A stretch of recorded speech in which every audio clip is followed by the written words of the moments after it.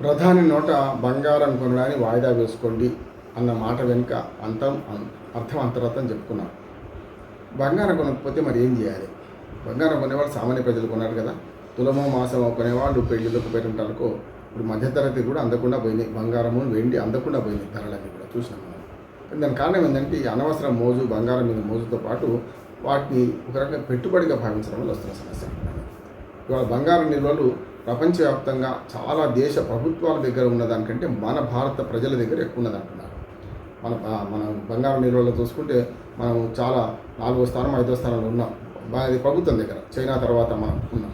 కానీ ప్రభుత్వాల దగ్గర కంటే ప్రజల దగ్గర ఉన్న బంగారం మన మిగతా దేశాలతో పోల్చుకుంటే చాలా ఎక్కువ ఉన్నది. చాలామంది బంగారం మోజు ఉండదు. కానీ ఈ బంగారం మోజు వల్ల, బంగారం ఎక్కువ ఉండడం వల్ల ఒక అసెట్ ఏంటంటే బంగారానికి ఒక విలువ ఉన్నది. ఏంటంటే అర్ధరాత్రి అయినా సరే అమ్మేస్తే దాని ఒరిజినల్ వాల్యూ వస్తుంది. ఆ రోజున్న బంగారం రేటు వచ్చేస్తుంది. అది ఏ దానిలో పెట్టుబడికి భావించలేదు మిగతా దానిలో. కానీ దాని ప్రత్యామ్నాయం చూపించాలి కదా అని మాట వస్తుంది. నేనైతే ప్రత్యామ్నాయం ఏమంటున్నా అంటే బంగారం ప్రత్యామ్నాయం ఉన్నంతలో షేర్ మార్కెట్లో ముంచవచ్చు, ఏమైనా చేయొచ్చు. కానీ భూమిని భూమిని నమ్ముకున్నప్పుడు ఎప్పుడు చెడిపోలేదు కదా. మనకు దానికి ఉదాహరణ మనం చూసుకుంటే సినిమా యాక్టర్లలో చూసుకుంటే అఖిలేని నాగేశ్వరరావు గారు cinema hero, Telugu cinema hero. ఆ తర్వాత మనకు శోభన్ బాబు గారు, తర్వాత మురళీమోహన్ గారు బతికే ఉన్నారు. మురళీమోహన్ గారు ఇట్లా మనకు సినిమా ఫీల్డ్లో చాలామంది బంగారాన్ని నమ్ముకున్న వాళ్ళు చెడిపోలేదు. మన భూమిని నమ్ముకున్న వాళ్ళు చెడిపోలేదు. చూసినాం మనం.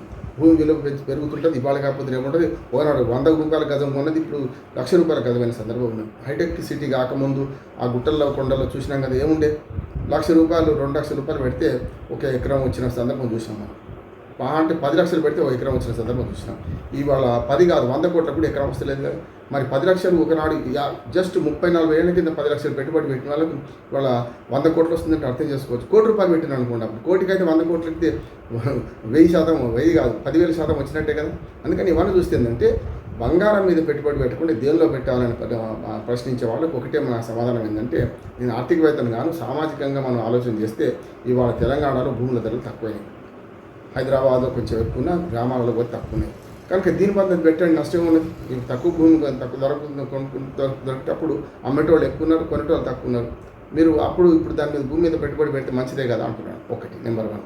రెండోది ఏంటంటే వీటిని అమ్మడం కొంచెం కష్టం భూమిలో. కానీ భూమిలో పెట్టుబడి పెట్టడానికి కొంచెం ఎక్కువ కావాలి. అంటే మనం మామూలుగా అయితే బంగారం అయితే ₹1,00,000 2,00,000 ఉంటే ఎంతో కనీసం 2,00,000 ఉందనుకోండి, ఓ తులం బంగారం కొనుక్కోవచ్చు, ఆభరణం కొనుక్కోవచ్చు అని అనుకుంటారు.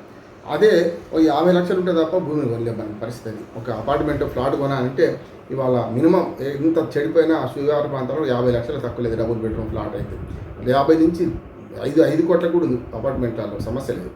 విల్లాస్ అయితే 2-3 కోట్లకు తక్కువ ఇక్కడ దొరికితే ఇంతకంటే ఎక్కువనే ఉంటాయి. కనుక దీన్ని ఏం చేయొచ్చు అంటే మనం ఇంట్ల కంటే భూముల మీద పెట్టుబడి పెడితే కొంత నయం. ఇల్లు కడితే దానికి మళ్ళీ మనకు విలువ తక్కువ అవుతుంది చాలా వరకు. కనుక అట్లా కాకుండా భూముల మీద కంటే భూముల మీద పెట్టుబడులు పెట్టవచ్చు. దానికి అవకాశం ఉన్నది కూడా అంటున్నాను. రెండోది ఏంటంటే మీరు బంగారానికి ప్రత్యామ్నాయం అంటే బంగారం ఉంటే కూడా మేలు జరిగింది కూడా చెప్తాను. 2008లో పెద్ద ఎత్తున ఆర్థిక సంక్షోభం వస్తే ప్రపంచవ్యాప్తంగా మనం అందరూ కునారిపోయారు. కానీ మన వాళ్ళు ఆ ఉన్న బంగారాన్ని అమ్మడం కానీ లేకుంటే కొత్తది కొనడం మన మధ్య ప్రజల మధ్య జరిగింది కదా. దానివల్ల ఏంటంటే విదేశీ మార్గద్రవ్యం పోలే ఆనాడు. మనం ఉన్న బంగారం ఇటు అటు మార్చుకున్నాం.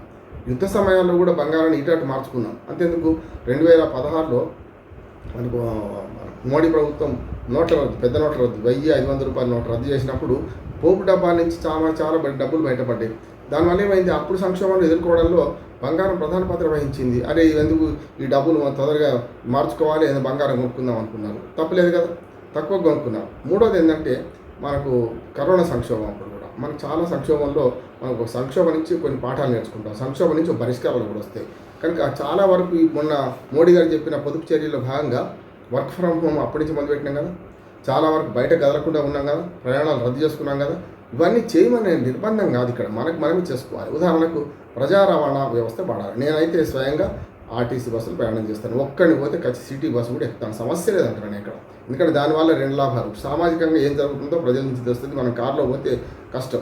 నేను కారులో ప్రజ్ఞాపూర్లో మా ఇంటి నుంచి బస్ స్టాండ్కి పోవాలంటే కారులో నేను హైదరాబాద్ పోవన్నా కారులో పోతేప్పుడు కనీసం ఎదురుగా నమస్కారం పెట్టేవాడు రిసీవ్ చేసుకునే పరిస్థితి ఉండదు. అదే నేను బస్ స్టాండ్ దాకా బస్సు నడుచుకుంటూ పోతే 1/2 కిలోమీటర్ కన్నా ఎక్కువే ఉంటుండొచ్చు కొంచెం. కానీ 1/2 కిలోమీటర్లో ఒక 10 మంది నాతో మాట్లాడతారు, 50 మందితో మనకు సంబంధాలు ఏర్పడతాయి రావడానికి పోవడానికి చూస్తే. అందుకని నడుచుకుంటూ పోతే ఎక్కువ మందితో మానవ సంబంధాలు ఉంటాయి కదా. ఇంకా రాహుల్ గాంధీ గారు కూడా కన్యాకుమారి కాశ్మీర్ దాకా పోతే ఇప్పటిదాకా నాకు భారతదేశంలో ఇప్పటిదాకా నేను గాల్లో తిరిగినా ప్రజల మధ్యకి వస్తే నాకు సమస్యలు తెలిసి అన్నాడు కదా. అందుకని మనం ఎప్పుడైనా సరే మనం ప్రజా రవాణా వాడుకోవడం కావాలి. మరి ప్రజా రవాణా వాడుకోవాలని ప్రజా రవాణా పెరగానో లేదా?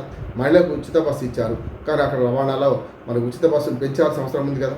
అట్టేందుకు మెట్రో గురించి మాట్లాడింది మోడీ గారు. మరి మెట్రో గురించి మాట్లాడితే మెట్రో లైన్ విస్తరణ కోసం మనం అడుగుతున్నాం కదా తెలంగాణలో. మరి మెట్రో రవాణాకు అవసరమైన నిధులు ఇవ్వాల్సిందే కదా, మనకు నిర్మాణానికి ఇవ్వాల్సిందే కదా. ఫస్ట్ ఫేజే దిక్కులేదు. ఇంకా మనకు గౌరీగూడ బస్ స్టాండ్ నుంచి MD1 బస్ స్టేషన్ నుంచి పలకనమా దాకా 6 కిలోమీటర్ల పల్లె ఇప్పటిదాకా పూర్తి కావడం లేదు కదా. మరి రెండో దానికి దిక్కు ఎక్కడికి, మొదటికే మోక్షం లేదు, కొస దూరం ఎట్లా అవుతుంది? కనుక మెట్రో ప్రయాణం చేయండి మెట్రోలో అని ప్రధానమంత్రి చెప్తున్నప్పుడు మరి తెలంగాణ రాష్ట్రంలో హైదరాబాద్ మెట్రో వేరే రాష్ట్రాలు ఎక్కడ వేరే నగరాలు అడుగుతలేము మనం.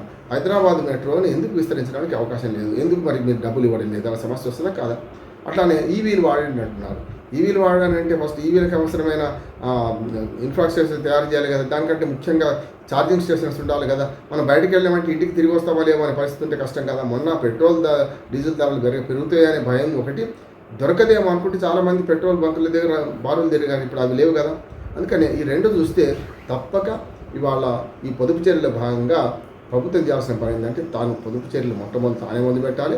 పెట్రోల్ డీజిల్ వాడడంలో ఖచ్చితంగా వాళ్ళకు టార్గెట్స్ పెట్టి ఎంత తక్కువ వాడితే అంత మంచిదని చెప్పి ఇప్పటిదాకా ఉన్నదాన్ని 10% 20% సీలింగ్ పెట్టి తగ్గించి మన సీలింగ్ పెట్టాలి. అదొకటి. దాంతోపాటు ఇప్పుడు నేను అంటున్న ఇవన్నీ కూడా అమలు చేస్తే కొంతవరకు సాధ్యమవుతుందని నేను అనుకుంటున్నాను. నమస్కారం.